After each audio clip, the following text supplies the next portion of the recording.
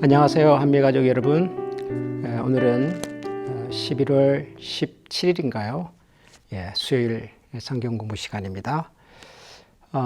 성경 하나님의 말씀, 인간의 글, 사람의 글이라고 하는 주제의 성경 공부를 다 끝내고 지난주에 이어서 워크숍이죠. 성경 본문을 그렇다면 우리가 어떻게 이렇게 하나님의 말씀이면서도 또 사람의 어떤 경험과 또 생각들이 반영이 된 그런 기록으로 우리가 어떻게 정확하게 이해할 수 있을까? 이제 그런 내용의 워크숍을 진행하고 있는데요. 지난주에는 우리가 그 창세기 3장에 나오는 그 선악과 얘기를 같이 좀 했었죠. 선악과의 본질은 그 열매다, 열매 자체가 아니다라고 하는 말씀을 드렸습니다. 뭐 선을 알게 한다, 악을 알게 한다, 뭐 그것을 먹어야 된다, 막아야 된다.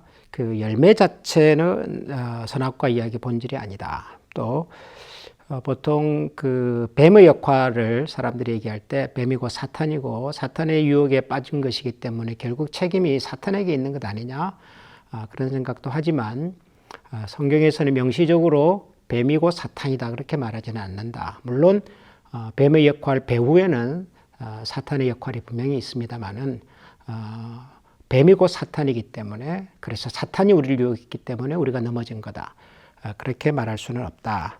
그런 말씀도 제가 드렸습니다.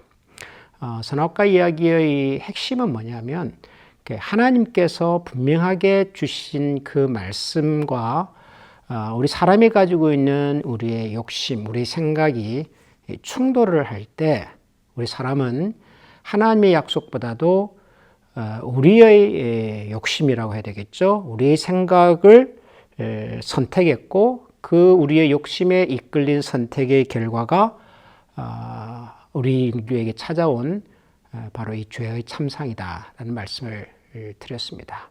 그건 철저하게 아담이 그리고 하와가 선택한 것이고, 선악을 알게 하는 나무 열매를 먹을 수 있는 결정도 혹은 거부할 수 있는 결정도 사람에게 하나님께서는 충분하게 완벽하게 주셨고, 하나님 주신 그런 선택의 자유로움을 가지고서 인간은 하나님의 약속이 아닌 사람의 욕심이죠. 결국은 선택한 것이 선악과 이야기의 본질이다. 그런 말씀을 드렸습니다. 우리가 이것을 이제 원죄라고 말하지 않습니까? 원죄. 그런데 보통 우리가 원죄 그러면은 마치 우리 사람이 태어나면서부터 우리 몸속에 흐르는 어떤 그 선천적인 죄성, 으로 이 설명을 할 때가 종종 있습니다. 사람은 다 죄 가운데서 태어난다. 이제 그런 설명도 결을 같이 하는 거죠. 그런데 이 원죄라고 하는 말을 우리가 조금은 정확하게 이해할 필요가 있습니다. 태어나면서부터 죄를 가졌다 이렇게 말을 해버리면 사실은 태어나면서부터 가진 죄에 대해서 우리가 어떻게 책임을 질 수가 있겠습니까? 그건 내가 선택한 결과가 아니지요. 그래서 로마서를 연구하는 성경학자들도 그렇고 이 원죄라고 하는 말을 설명할 때 우리가 태어나면서부터 선천적으로 가지고 있는 죄성이라고 하는 표현보다도 아담과 하와가 하나님과의 약속을 거스림으로 인해서 나타난 이 죄악으로 오염된 세상, 하나님과의 약속이 파괴된 세상, 더 이상 하나님의 은혜와 축복이 경험되지 못하는 세상이 되어버렸고, 이 세상이 그런 파괴된 언약의 상태 속에서 우리 사람들이 태어났기 때문에 우리는 태어나면서부터 그런 하나님과의 어긋난 관계 속에서 태어난 사람들이므로 이것을 우리가 원죄라는 말로 표현하자라고 하는 것이죠. 우리가 살아가는 세상 전부가 예수 그리스도를 통해서 회복되기 전까지는 그 하나님의 첫 번째 약속, 은혜와 축복의 내용을 경험할 수 없는 파괴된 그런 관계에서 태어나는 것이죠. 이게 창세기 3장이 말하고 있는 이 선악과 원죄의 이야기인데, 창세기 3장부터 11장까지는 그래서 나타난, 이 세상에 나타난 죄의 참상의 결과들을 기록하고 있는 것이죠. 창세기 3장부터 11장까지가. 그러다가 이제 오늘 우리가 창세기 12장을 같이 좀 생각을 해볼 텐데요. 그 유명한 하나님께서 아브라함을 찾아오신 장면이죠. 인류가 에덴 동산에서 하나님이 약속하셨던 그 약속, 축복을 거부함으로써 나타난 죄로 말미암아 오염된 세상의 참상을 쭉 성경을 통해서 들려주신 다음 창세기 12장에 가서는 하나님께서 새로운 시작을 하시는 거죠. 한 사람을 선택하셔서 그 사람을 통해서 하나님과의 파괴된 이 언약의 관계를 회복하시는 하나님의 새로운 시작, 하나님의 새로운 구속의 개입, 이것이 창세기 12장에 등장을 하는 겁니다. 그래서 오늘 이 창세기 12장에 나오는 아브라함을 부르시는 이 장면을 같이 좀 생각해 보려고 합니다. 우선 창세기 12장 1절부터 3절까지를 제가 읽어보겠습니다. 여호와께서 아브라함에게 이르시되 너는 너의 고향과 친척과 아버지 집을 떠나 내가 네게 보여줄 땅으로 가라. 내가 너로 큰 민족을 이루고 네게 복을 주어 네 이름을 창대하게 하리니 너는 복이 될지라. 너를 축복하는 자에게는 내가 복을 내리고 너를 저주하는 자에게는 내가 저주하리니 땅의 모든 족속이 너로 말미암아 복을 얻을 것이라 하신지라.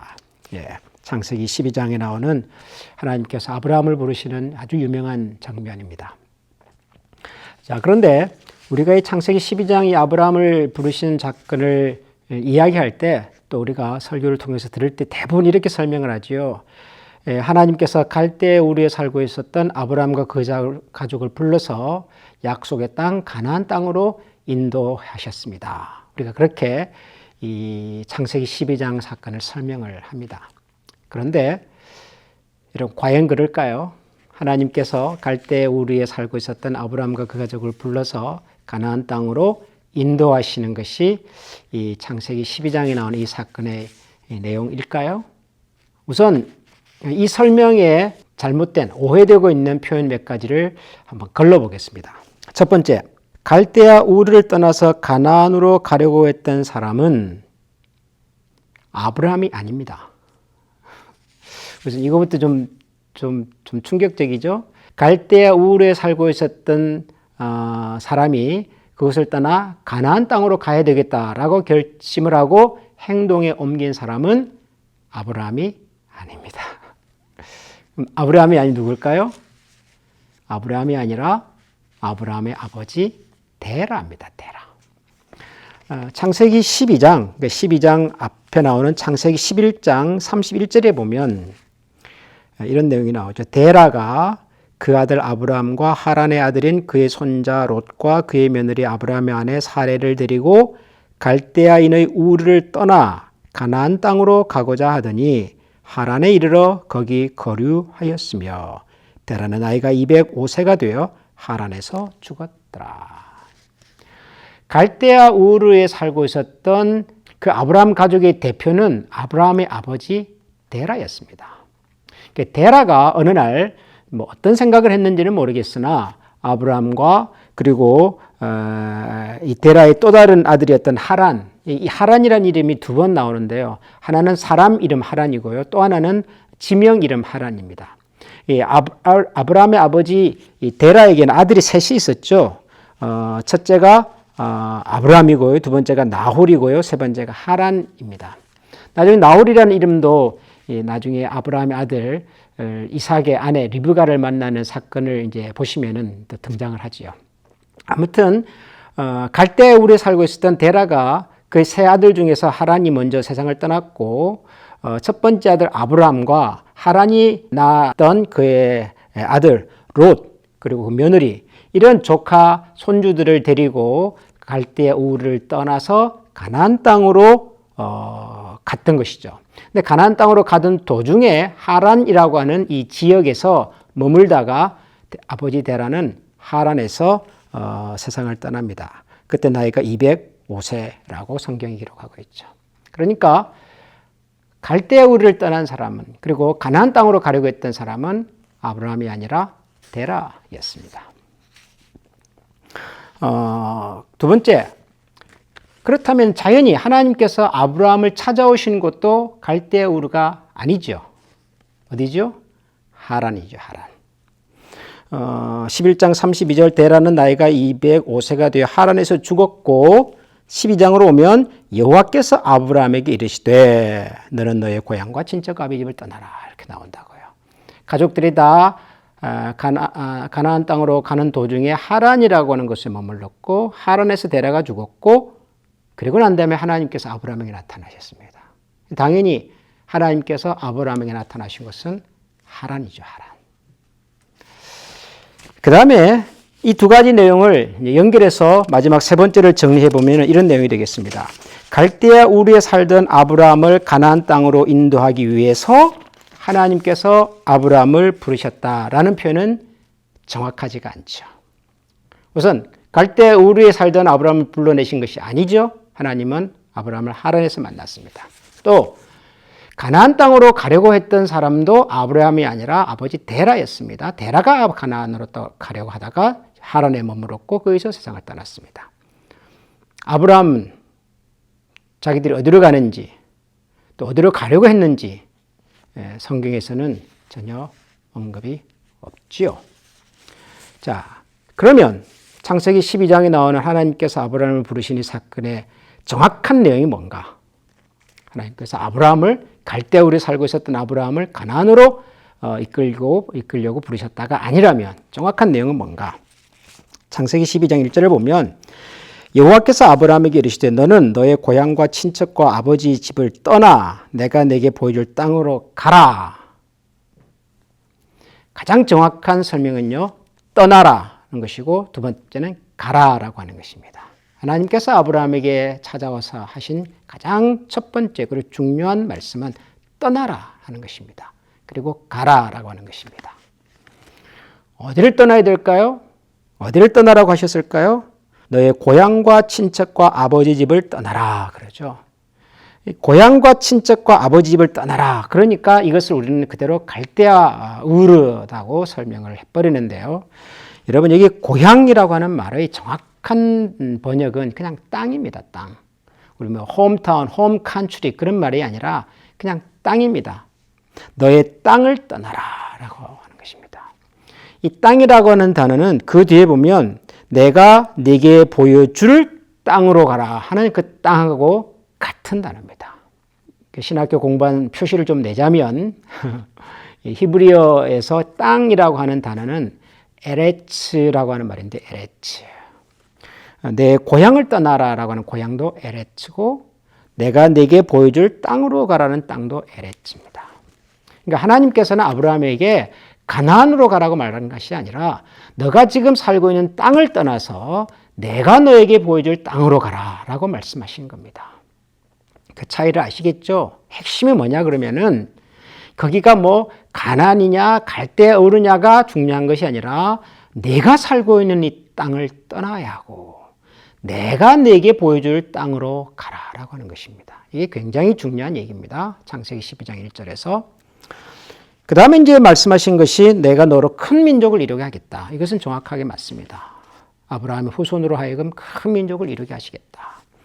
그리고 세 번째는 너를 축복하는 자에게 복을 내리고 너를 저주하는 자에게 저주하리니 땅의 모든 족속이 너로 말미암아 복을 얻을 것이다. 땅의 모든 족속이 아브라함을 통해서 복을 누리게 될 것이다.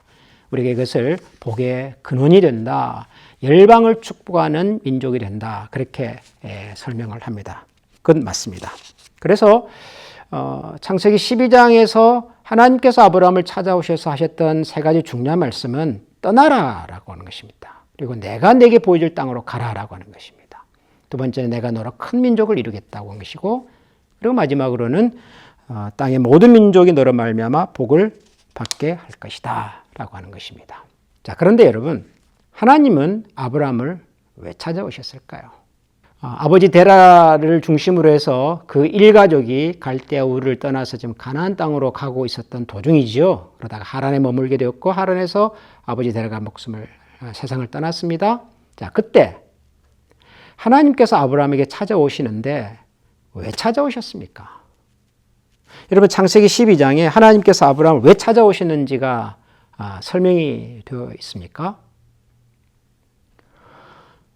창세기 12장을 아무리 읽어봐도 하나님께서 아브라함을 왜 찾아오시는지에 대한 설명이 없습니다.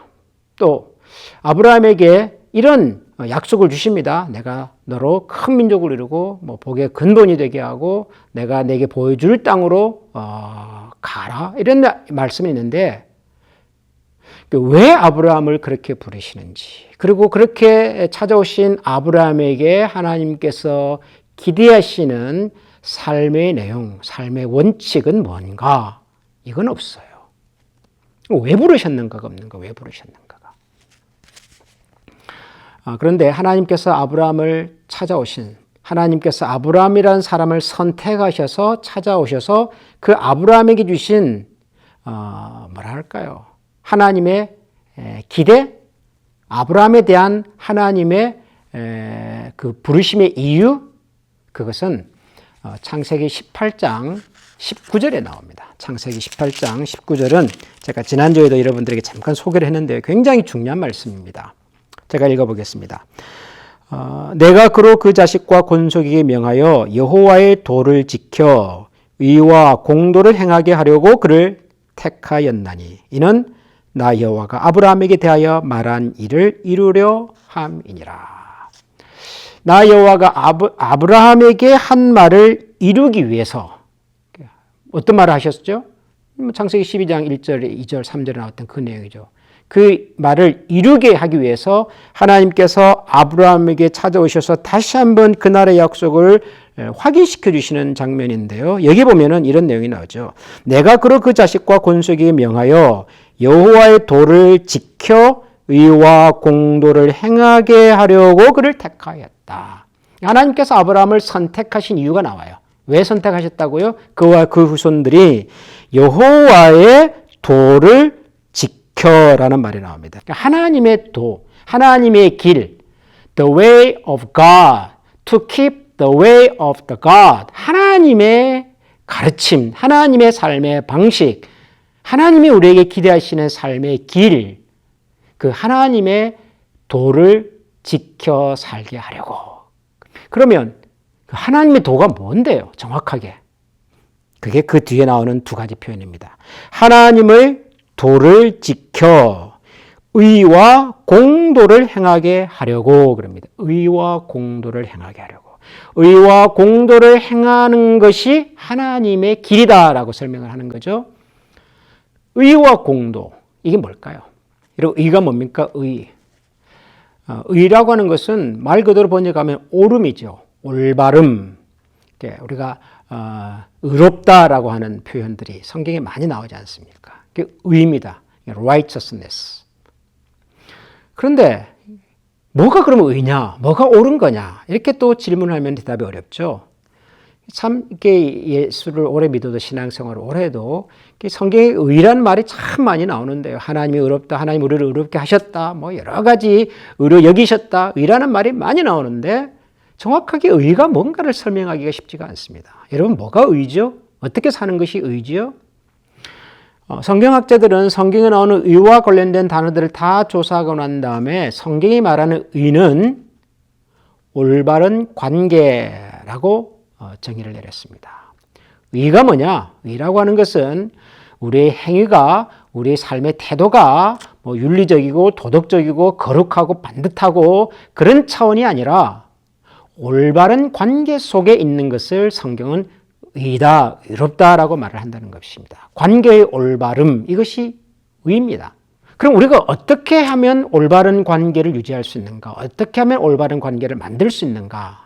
라고 질문을 한다면 역시 성경에 나오는 이 의와 관련된 표현들을 다 조사해 본 다음에 한 성경학자는 이렇게 설명을 했습니다. 의란, 올바른 관계란 내가 그 사람의 마음과 생각을 함께 나누는 것. 그 사람의 아픔과 기쁨에 나도 마음을 같이 하는 것. 이것이 올바른 관계의 핵심이다라고 설명을 합니다. 뭐가 올바른 관계라고요? 그 사람의 마음과 생각과 감정을 나도 함께 가지는 것. 이걸 뭐라 그러죠? 우리가 보통 그걸 공감이라고 하는 거죠. 공감. 같이 느낀다, 같이 나눈다, 같이 가진다. 그런 말입니다. 이게 무슨 말이냐 그러면은 창세기 15장에 보면 하나님께서 아브라함에게 찾아오셔서 그때 아브라함의 나이가 이제 100세가 넘어서 자식을 가질 수가 없었을 때 하나님께서 사라와 또 아브라함에게 내가 너에게 후손을 주시겠다고 약속하지 않습니까? 그러니까 아브라함 믿지를 못하죠. 그랬더니 하나님께서 아브라함을 집 밖으로 데리고 나가서 하늘의 별들을 보여주십니다. 그러면서 내가 너로 하여금 저 하늘의 뭇별처럼 내 자손도 저렇게 많게 해주겠다. 그렇게 하나님께서 시청각 교육을 하셨습니다. 별을 보여주시면서. 그때 아브라함이 그 하나님의 말씀을 믿습니다. 아, 하나님께서 그렇게 하시려고 하시는구나. 그러자 하나님께서 아브라함이 하나님을 믿은 그 믿음을 보고 의로 여기셨다. 그렇게 말을 합니다. 아브라함이 하나님을 믿음에 이를 그의 의로 여기셨다. 그런 설명이 나오죠. 이게 무슨 말이냐 그러면 아브라함 스스로는 아무리 생각을 해봐도 신체적으로 자기와 자기 아내가 아이를 가질 수 없는 상황이라는 것을 압니다. 스스로는 후손을 갖는 것이 불가능하다는 것을 압니다. 이것이 자신의 수준입니다. 나의 형편입니다. 그럼에도 불구하고 하나님께서 내가 너희를 통하여 자식을 주겠고 그 자식의 후손을 통해서 큰 민족을 이루게 하시겠다는 하나님의 말씀을 듣고 난 다음에 자기의 상황, 수준, 실력, 형편을 믿는 것이 아니라 하나님의 마음과 하나님의 기대를 믿었더라라고 하는 것이죠. 하나님의 수준, 하나님의 마음에 자신의 마음을 열었다라고 하는 거죠. 이게 믿은 겁니다.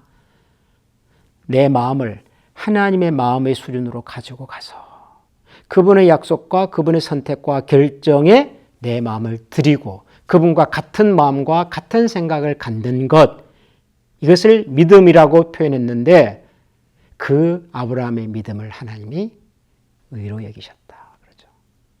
하나님과 아브라함이 같은 마음을 가진 것입니다. 반대도 있습니다. 우리 인간이 참 죄악 가운데 신음하고 참 비참하게 살아가는 모습을 보시고 주님께서는 우리를 불쌍히 여기십니다. 그냥 내버려두면 목자 없는 양처럼 방황하다가 정말 불행하게 살아갈 것이 너무도 안타까우셔서 하나님께서 당신의 아들을 땅에 보내셔서 우리를 죄와 사망에서 건져내시기로 하셨습니다.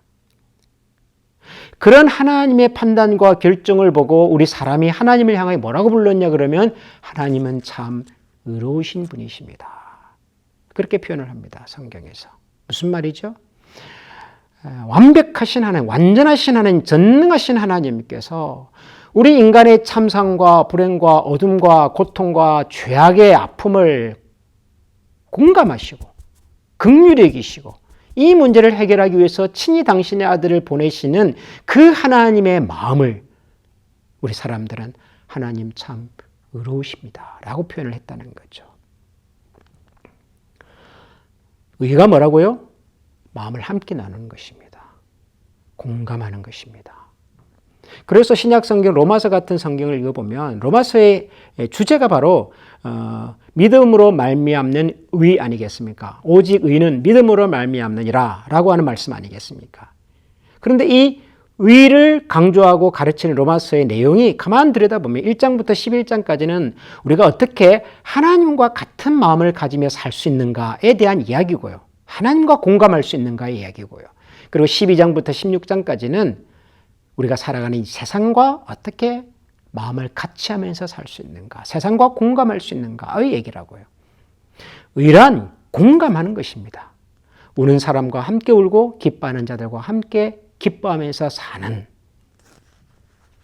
하나님은 아브라함을 그런 인생으로 부르신 거죠. 하나님과 공감하기를 원하고 하나님이 지으신 세상과 공감하며 살기를 원하셨습니다.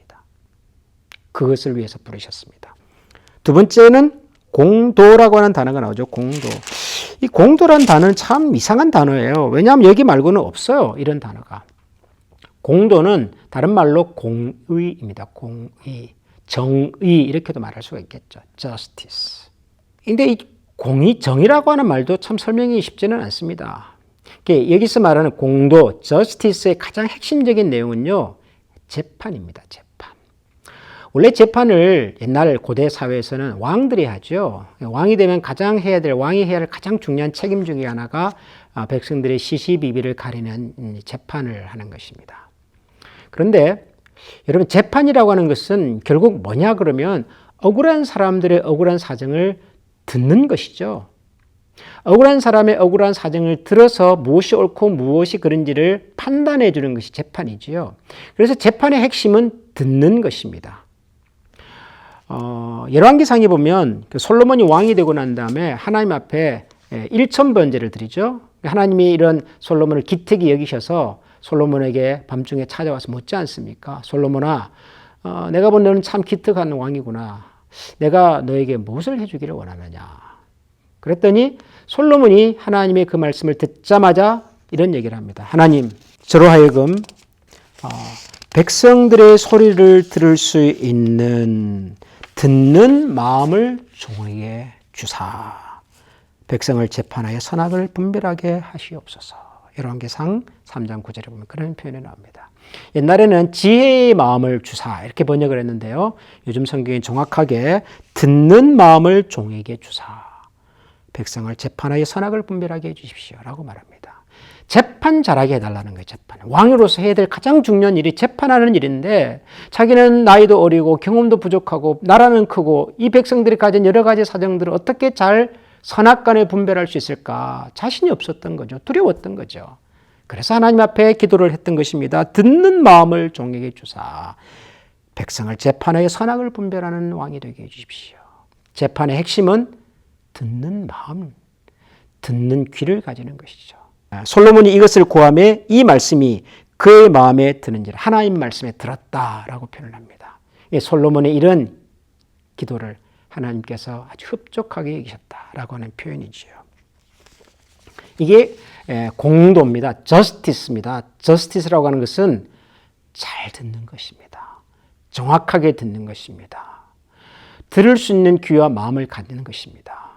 자, 그러면 하나님께서 아브라함을 부르신 창세기 18장 19절 내용을 정리해 봅시다. 하나님께서는 아브라함을 하나님의 도를 지키며 살아갈 수 있는 사람으로 부르셨습니다. 하나님의 도를 지킨다고 하는 것은 의와 공의를 따라서 사는 삶입니다. 의란 공감하는 것입니다. 하나님과 마음을 같이 하는 것이고 두 번째는 하나님이 지으신 세상과 마음을 같이 하는 것입니다. 세상의 소리를 잘 귀담아 듣고 같이 마음에 품는 것이죠. 공감하는 것입니다.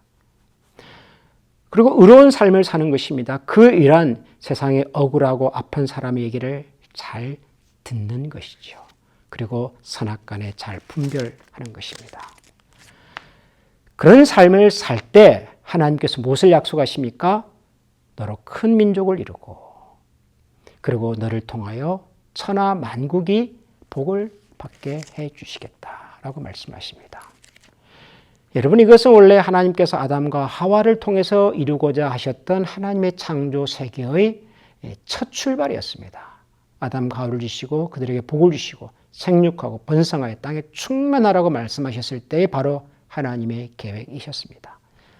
그 계획이 아담과 하와의 불순종으로 해서 어긋나게 되었고 그 어긋난 결과 창세기 11장에 이르기까지 우리가 살아가는 세상 속에는 여러 종류의 불행과 아픔과 고통이 찾아왔습니다. 하나님께서 계획하셨던 의도하셨던 세상이 사라져버린 거죠. 그런 세상에 살고 있는 아브라함을 하나님께서 찾아오신 거죠. 왜요? 인간의 불순종으로 인해서 파괴되었던 하나님 창조 세계의 원모습을, 원형을 다시 회복시키기 위해서. 그래서 하나님께서 똑같은 약속의 말씀을 주시는 겁니다. 내가 살고 있는 땅을 떠나서, 너의 선택과 너의 결정의 세상을 떠나서, 내 마음의 욕심과 소욕이 이끄는 세상을 떠나서 내가 너에게 보여주는 땅으로, 내가 너에게 지시하는 땅으로, 내가 너에게 가르쳐줬던 삶의 원리와 방향을 찾아서 떠나라고 하신 것이죠. 떠나서 사는 삶의 내용이 뭔데요? 하나님과 마음을 같이 하는 것입니다. 하나님이 주신 세상과 마음을 같이 하는 것입니다. 하나님이 보시기에 좋았다라고 하셨던 이 세상 속에서 하나님의 창조의 원리와 질서를 찾아가고 회복하고 세워가는 삶을 사는 것입니다. 그러면 하나님께서 아담과 하와를 통해서 온 세상을 복주셨던 것처럼 아브라함과 그의 후손을 통해서도 온 세상을 복주시겠다는 것이죠. 우리가 세상을 복되게 만드는 축복의 근본과 근원이 되어 살아가게 하시겠다는 거죠. 이것이 바로 아브라함이 가진 믿음의 내용이고 믿음으로 아브라함의 후손이 되었다고 말하는 우리 그리스도인들이 가져야 할 삶의 목적도 태도도 바로 이런 것이죠. 내가 의롭게 산다, 내가 공의롭게 산다고 하는 것은 내가 윤리적으로 도덕적으로 매사에 열심히 교회 생활을 한다 이 수준이 아니라 하나님께서 우리를 향하여 가지신 그분의 마음에 늘 같이 마음을 드리고 하나님께서 지으신 이 세상의 아픔과 슬픔을 대하여 항상 귀를 열고 마음을 열고 듣고 같이 공감하고 같이 체험하고 같이 나누면서 그런 우리를 통하여 세상에 하나님의 나라와 하나님의 질서가 회복되어 가는 것을 기대하고 소망하며 사는 삶, 그것이 바로 그게 그리스도인의 삶인 것입니다. 하나님께서 우리를 부르심의 목적인 것이죠. 오늘도 이런 아브라함을 부르셨을 때 하나님이 가셨던 그 기대와 소원을 우리의 가슴에 품고 하나님과 마음을 같이 하고 또 하나님이 지으신 이 세상에 우리의 마음을 드리고 저들의 음성에 귀를 기울여서 이 땅 속에 하나님의 의와 평강이 나타나는 그런 세상 함께 만들어가는 우리 모두가 되기를 소원합니다. 기도하겠습니다. 하나님, 오늘은 우리가 아브라함을 부르신 하나님의 부르심에 관하여 생각해 보았습니다. 우리는 아브라함을 부르시니 성경을 읽을 때마다 하나님께서 아브라함에게 약속하신 축복의 내용에 우선 관심이 있었고 하나님이 왜 아브라함을 찾아오셨는지, 왜 부르셨는지에 대한 생각을 깊이 하지 못했었습니다. 그런데 오늘 창세기 18장을 통해서 하나님께서 아브라함과 그 후손을 부르신 이유가, 선택하신 이유가 하나님의 길을 따라 살아가는 사람이 되게 하시는 것이었고 하나님의 길을 따라 산다고 하는 것은 의와 공의로운 삶의 내용과 그리고 열매를 만들어가는 삶인 것을 기억하게 됩니다. 하나님, 우리 모두가 하나님과 항상 마음을 같이하며 살아가는 사람이 되게 하여 주시고 또한 하나님이 지으신 세상을 향하여서 마음을 열고 가슴을 열고 세상의 여러 아프고 힘들고 슬픈 소리들을 귀담아 들을 수 있는 듣는 귀를 허락해 주시고 그래야 우리가 이 세상을 사는 동안 세상이 저희들로 말미암아 함께 하나님의 은혜와 복을 누리는 나라가 될 수 있도록 도우시고 축복하여 주옵소서. 예수님 이름으로 감사하며 기도합니다. 아멘.